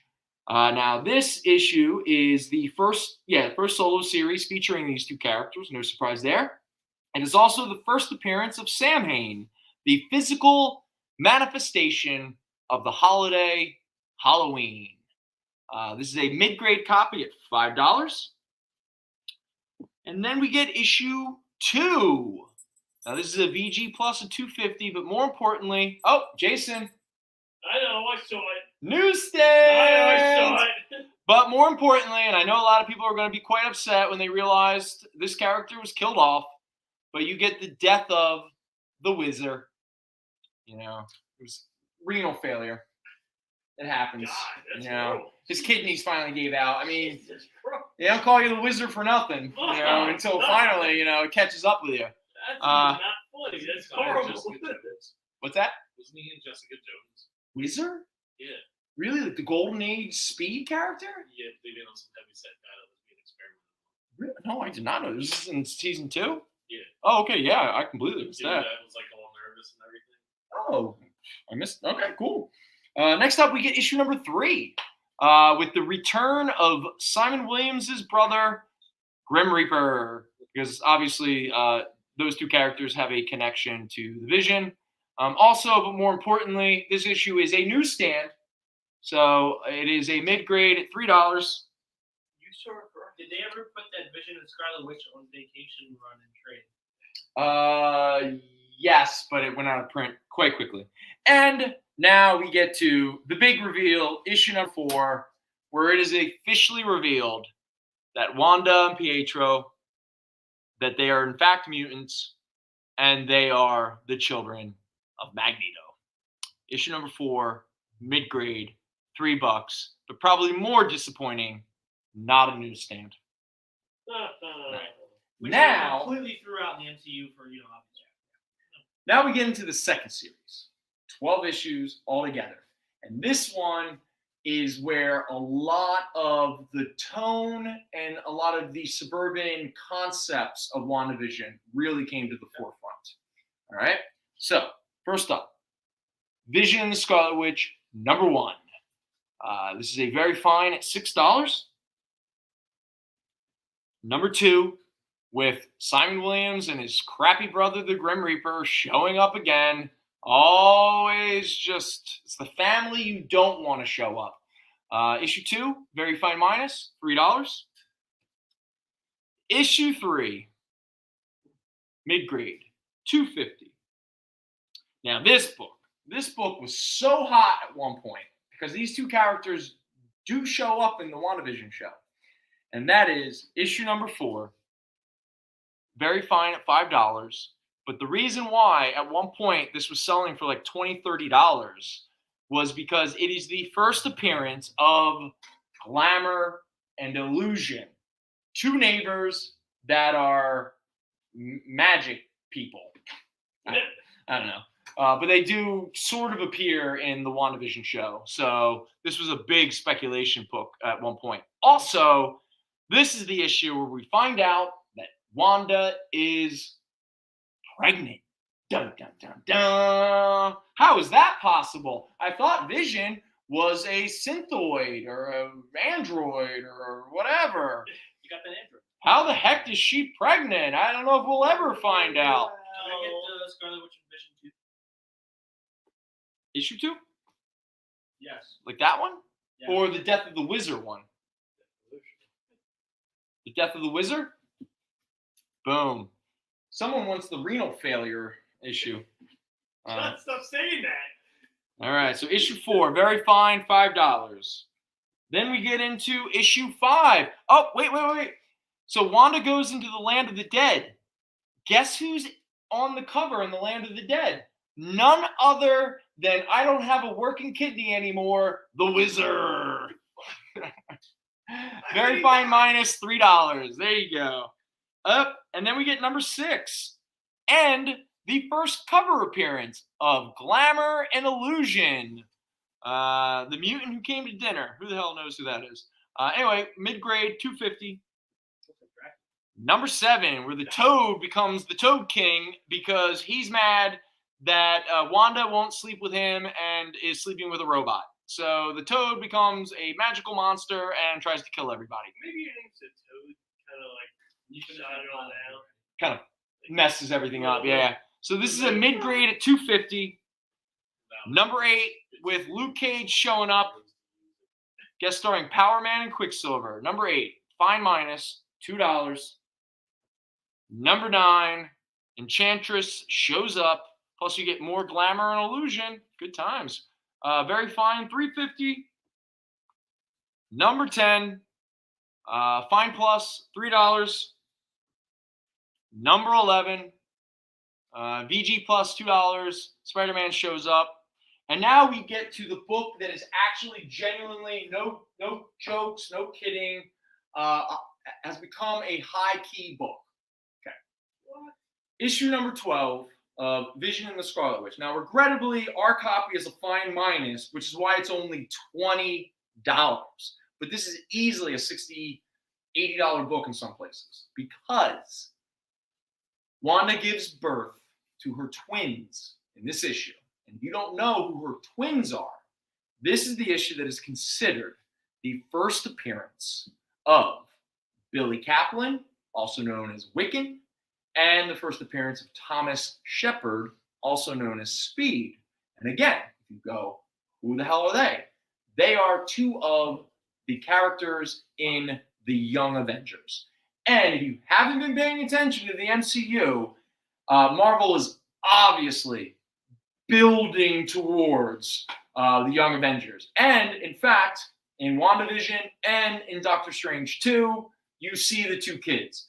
Now, admittedly, most people hate the kids specifically because of their ice cream song. So if you're ever watching Doctor Strange 2 and you can't pause, wait till the ice cream song scene, then go to the bathroom. But let's be honest, they're going to age these kids up at some point. And again, if anything else, maybe not Speed, but Wiccan is an important character and will play a major role in anything that they do with the Young Avengers. They're definitely setting up the Young Avengers. So here we are. The big key. One of the big Young Avengers keys is Vision and the Scarlet Witch, number 12, the first appearance of Wiccan and Speed. Baby Bear, what are you doing, sweetie girl? Oh, yeah. So there you go. The big key there. Parker, come here. Come here, sweetie girl. Where's my baby Parker? Oh, there's my girl. You barking at everybody walking by? Huh? Poor people trying to eat their food. Are you getting bored? You need stimulation? I know, sucks as it is. Good times. Hey, Parker, you want to say hi to everybody again? Come here. What's that? Nope. Okay, she ran away from me. Who do you think is going to be in the Young Avengers go in the MCU? Okay, Miss Marvel, obviously. Well, American Patriot, Chavez. Kate Bishop. I don't know. Kate Bishop, yeah. She's kind of old. I don't know. She's Bishop? No. She's in college. No. In the movie, in the Hawkeye show, she's in college. Yeah, well, Miss Marvel's not young. Miss Marvel's in high school. Yeah, okay. I would say high school is the peak of your Like what? 3-year difference max? 4-year difference max? I don't know, man. Not bad. I don't know. Oh, thank you, Gary. Yeah, Schwarbaum going to the All-Star game. Brendon, you want to give us the break send-off? Oh, is it break time? Yeah. Okay, so it's break time, and when we come back, I have no idea what we're going to do. But stick around, because, you know, that's so exciting, the mystery of it all. All right, see you in a minute. Join the party. Head over to our link tree to find all the links for everywhere the experience is all the time.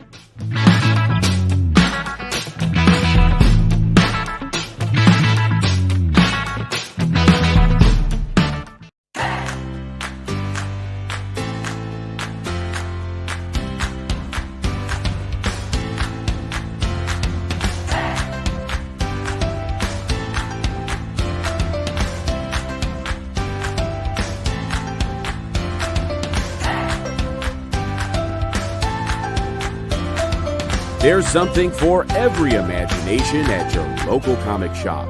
Visit comicshoplocator.com to find a store near you.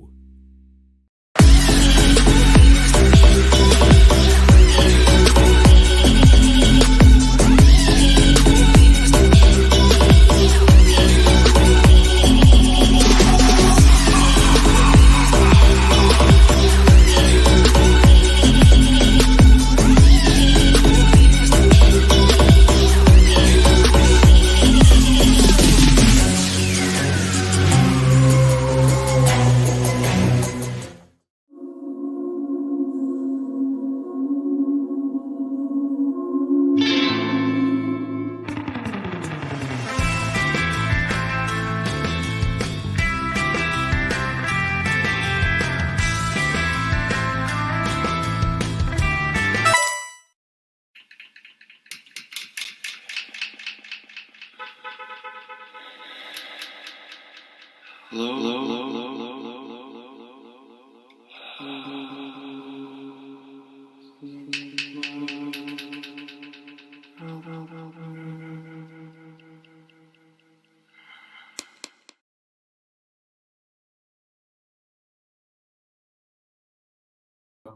this stuff going.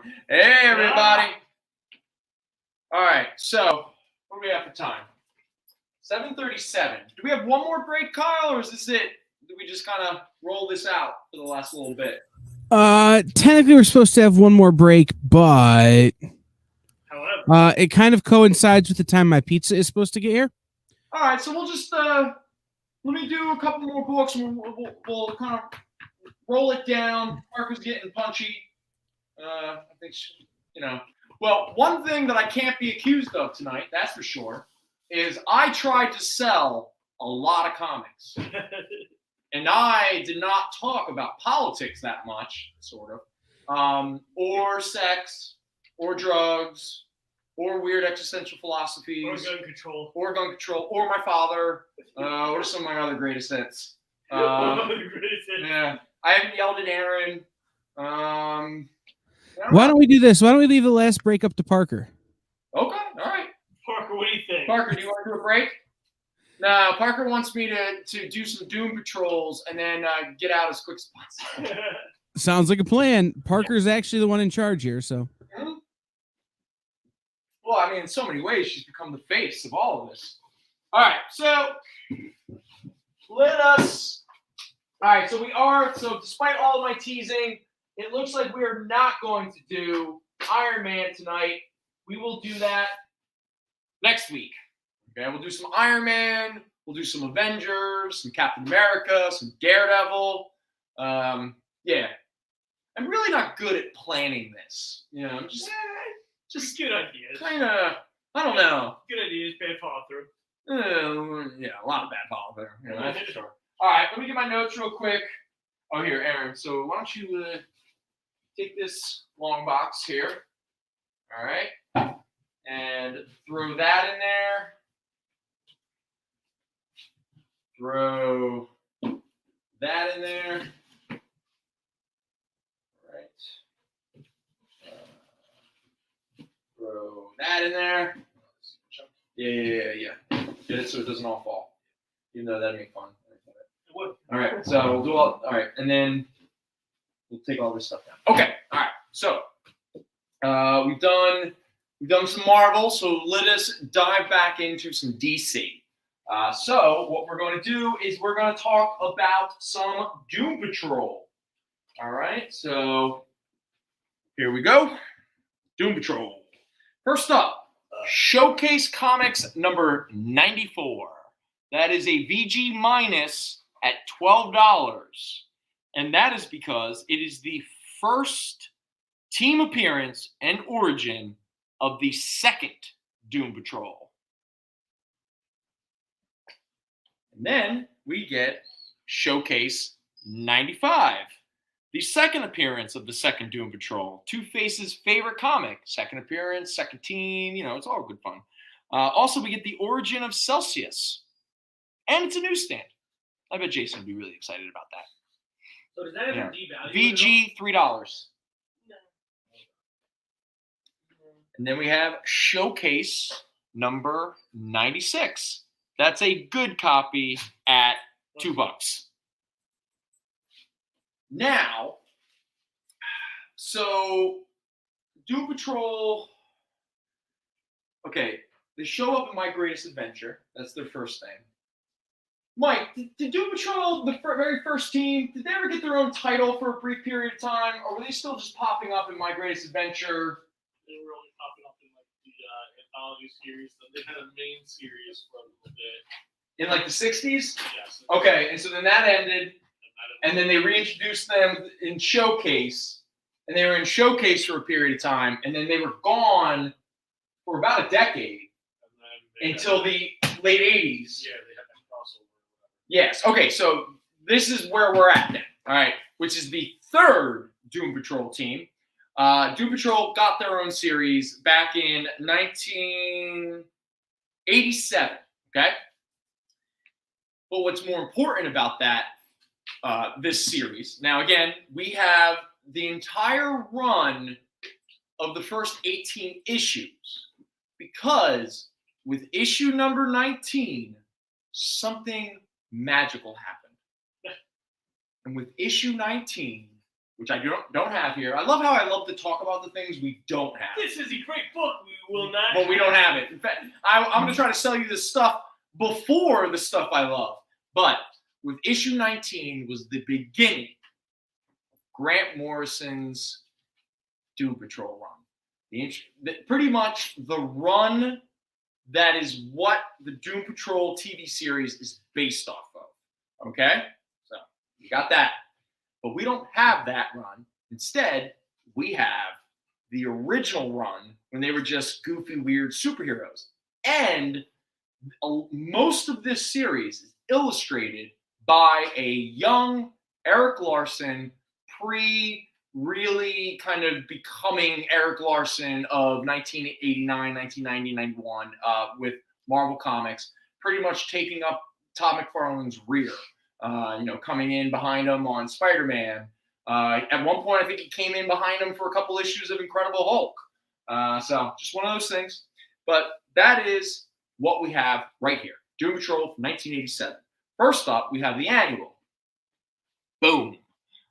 Doom Patrol Annual number 1 from 1988. VG Plus, $2. And then we have a Doom Patrol special, where Doom Patrol teamed up with the Suicide Squad. And there we are. Special Doom Patrol and Suicide Squad by John Ostrander. Yeah, and Eric Larson. Really? Mid-grade, $2.50. His brother was here today. John Ostrander? No. Rob Liefeld? Oh. You get your own jokes wrong, Jason. Sorry. You wanted to make a crack. And Sorry. You know what? You're a trip. You're a trip, buddy. This mission book? Sorry. All right. Now we're going to slide into the first 18 issues of the 1987 Doom Patrol series. Mostly written by Paul Cooperberg, I believe. Yep. Cooperberg, I think, goes all the way up until, the last issue. The 18th issue before Grant Morrison, George himself, takes over. But at first, the art, you get Stephen Lytle, and then later Eric Larson would come in to do the rest of the book. So, so let's burn through those. All right. I think they're terrible artists. Oh, that's great. All right, so here we go. Doom Patrol number 1. This is a mid-grade copy. It's $7. Number 2, Fine Minus, $2. And a newsstand. Woo! Right, it's the newsstand show. Number 3, mid-grade, $3. Also, the first cameo appearance of the character by the name of Lodestone. And then we get number 4, mid-grade, $3. And the first full appearance of Lodestone in costume. Also, the first appearance of Karma, not to be confused with the Marvel character by the name of Karma. And then issue 5, Fine Minus, $2. Damn, the Doom Patrol's already dead. Man, this series didn't go long enough. Oh, now we get Eric Larson. Eric Larson is now on the book. There you go. Look at that. Number 6, VG Plus, $1.50.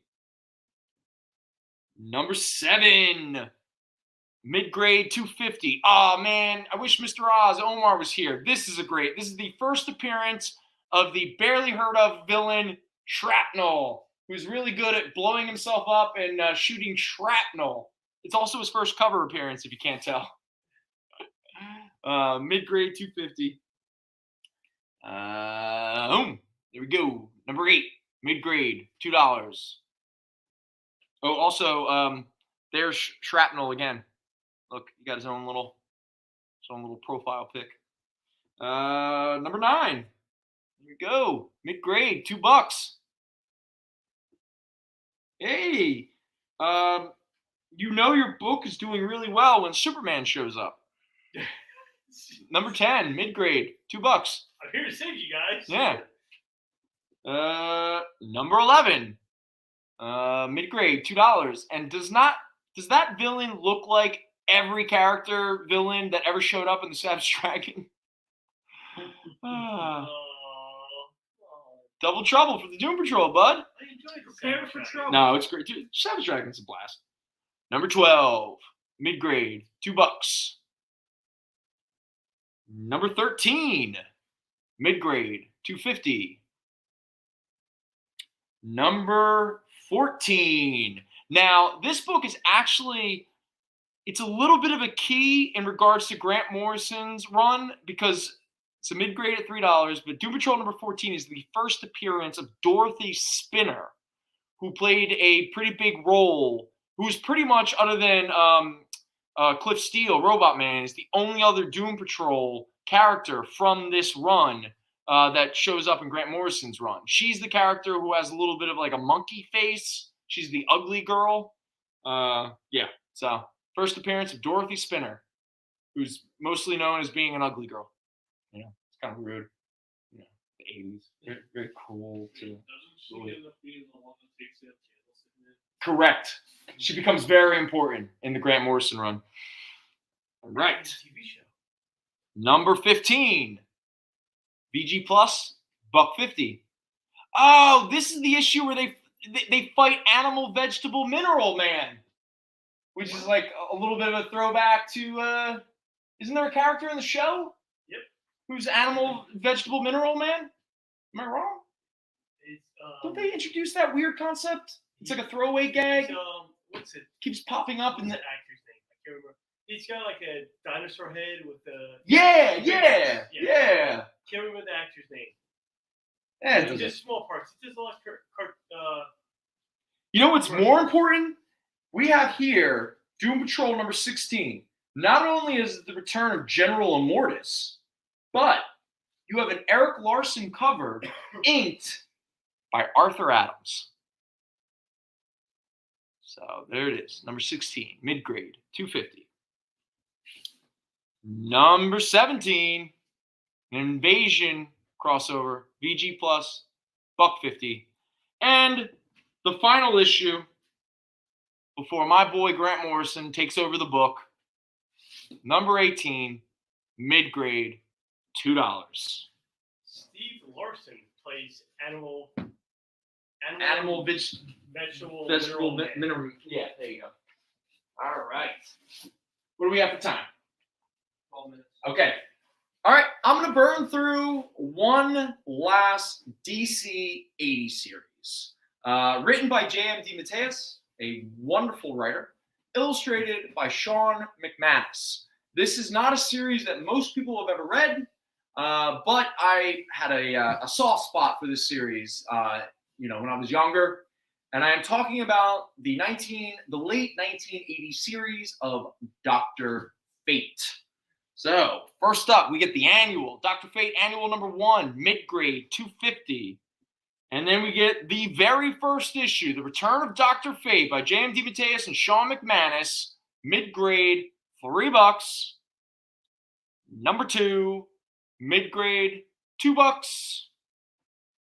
Number 3, VG Plus, $1.50. Number 4, Fine, $2.50. Number 5, with some sweet, sweet butt cheeks, mid-grade, $2. Number 6, Fine Plus, $2.50. Number 7, mid-grade, $2. Number 8, mid-grade, $2.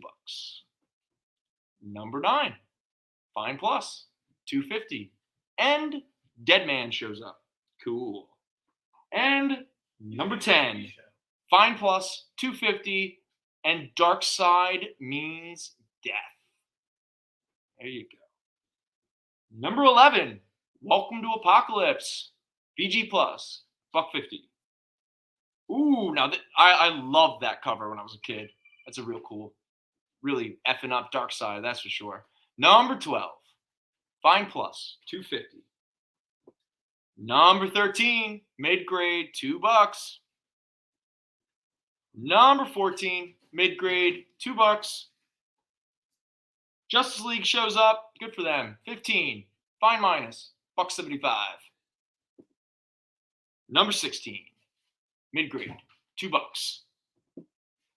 Number 17, mid-grade. Nope, VG plus, I was wrong. $1.50. Number 18, another really cool cover. Fun. Mid-grade, $2. Number 19, Phantom Stranger shows up. Suddenly a stranger, that's for sure. Fine plus, $2.50. Number 20, mid-grade, $2. Number 21, the return of Kent and Inza Nelson.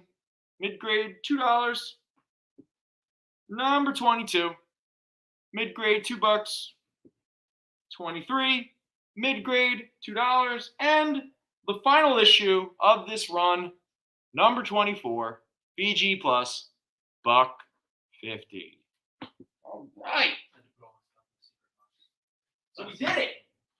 Yeah, So here's take some of those Dr. Fates. Take some of these Doom Patrols. All right, so that's pretty much it. We're done for the night.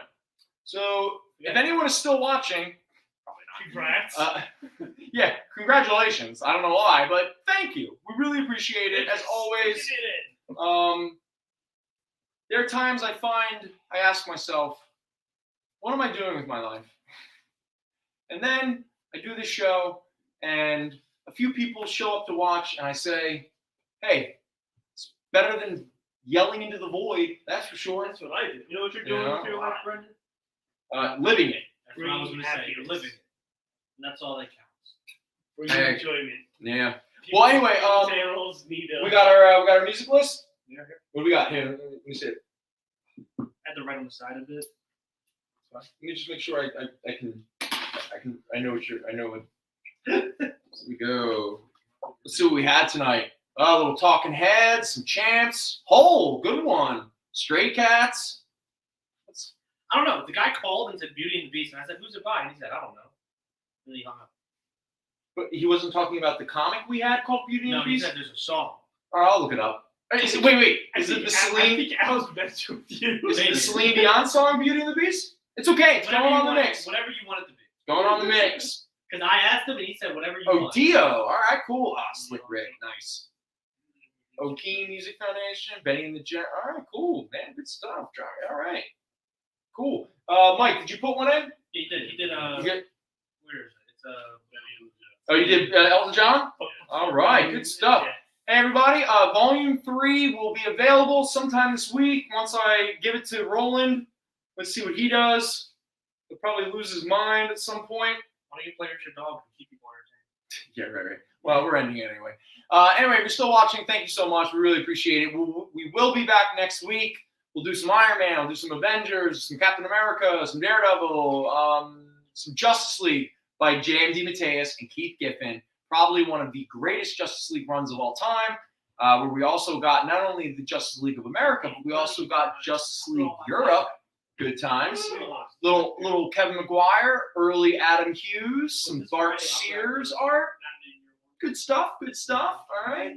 Well, everybody, thank you so much for hanging out with us. Like I said, we'll be back next week. We'll be on the Fat Jack's Facebook page from 4:30 to like 5:45-ish. Then we'll be back here on The Experience from 6 to 8.